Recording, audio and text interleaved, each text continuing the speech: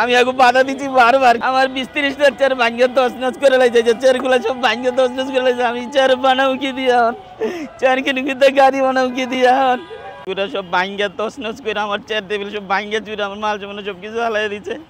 আমার প্রায় ২০-৩০ হাজারটা মাল সামান্য নষ্ট হয়ে গেছে। এখানে আলু ডাবলি সব কিছু ছিল সব। এখন গাড়ি বানাই, আমি গাড়িও ভাঙ্গে গেছি, গাড়ি বানাবো কিনতা। আমার প্রতিদিন ফ্যামিলিতে টাকা লাগে, বাজার লাগে। আমি এখন গাড়ি বানাবো না, বাজার চালাবো, কেমন কি করবো? আমার ফ্যামিলিতে মোট ৫ জন আছে, ছেলে মেয়ে বউ বাচ্চা কাচ্চা মিল্লা। প্রতিদিন এবারিতে ৭০০ টাকা বাজার খরচ লাগে। আমার বাচ্চার দুধ কিনতে হয়। আমার ২০-৩০টার চেয়ার ভাঙ্গে তছনছ করে লাইছে, যে চেয়ারগুলো সব ভাঙ্গে তছনছ করে লাইছে। আমি চেয়ার বানাও কি দিয়া চেয়ার কিনে কিনতে গাড়ি বানাও কি দিয়া হ্যাঁ, সব কিছু নিয়ে এসেছিলাম। আজকে সব রেডি করে মশলা টসলা সব আনছিলাম, একটু বাড়া আনছিলাম শনিবার, যে টুকটাক বেঁচে কিনে হইব।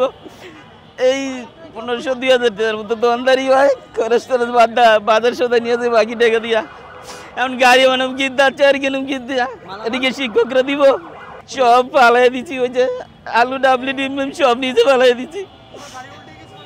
গাড়ি ভাঙ্গে তছনছ করে লাইছে, গাড়ি চাকা ঠিক করতে হবে, সব কিছু করতে হবে।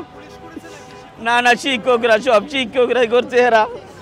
জি দিদি তনেরা এদিকে করছে। আমি আগে বাধা দিচ্ছি বারবার, কিন্তু এরা ভাঙ্গে চুরে তছনছ করে লাইছে, চেয়ার টেবিল সব ভাঙ্গে এলোমেলো করে লাইছে।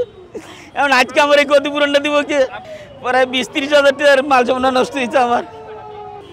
হয় এটা সেল করে বাজার সদাই ফ্যামিলি চালাই, আমার বাবা চালাই, আমি চলি, সংসার চলে, বাচ্চা চলে। আমার একটা ছেলে আছে, ছোট একটা মেয়ে আছে, স্কুলে পড়ে। এখন কি করতে পারি? আমাদেরকে এরা সাহায্য করবো বা দিব। এখন আস্তে আস্তে এটা ইয়ে করতে হইব, আমার কিস্তি উঠাই দেবো, নাইলে লোন নিতে লোন নেওয়া করতে হইব। এখন এটা কাটতে চাবো, আমি কে দিব এটা সাহায্য? গাড়ি বানাইতে ২০-৩০ হাজার লাগবে, চেয়ার টেবিল কিনতে হবে, সব কিছু ভাঙ্গে হয়েছে, টেবিল টেবিল সব ভাঙ্গে তছনছ করে লাইছে। পানির ছিল কতগুলো সব নিয়ে গেছে, টুকাই মুখে চেয়ার টেবিলও ভাঙ্গা ছিল, সব নিয়ে গেছে।